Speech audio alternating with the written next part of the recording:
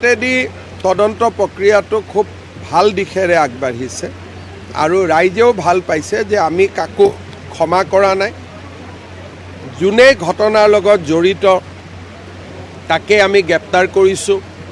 কাকো আমি VIP treatment দিয়া নাই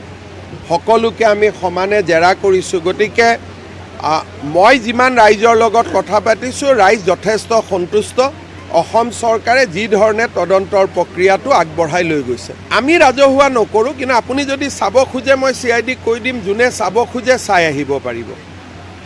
লুৰিণজ্যোতি গগৈয়ে বিচাৰিছে চোৱাৰ কাৰণে CIDয়ে তেওঁক মাতি আনি দেখুৱাই দিব আমিতো ৰাজহুৱা কৰিব নোৱাৰোঁ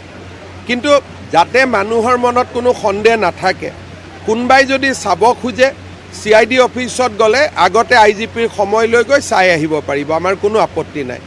কিন্তু ৰাজহুৱা কৰি যদি মই প্ৰকাশ কৰি দিওঁ তেতিয়ালে কোৰ্টৰ বিচাৰত সেইখনৰ কোনো ভেলু নাথাকিব অখিল গগৈ দেৱব্ৰত শইকীয়া আৰু শ্যাম কানু মহন্ত তিনিজনে একেলগে CBI ডিমাণ্ড কৰি আছে কথা পাতি ডিমাণ্ড কৰিছে একেলগে নে কাকতলীয়া সংযোগ হৈ গ'ল কিবা কাৰণত সেইটো মই নাজানো কিন্তু তিনিজনৰ দাবী একেটাই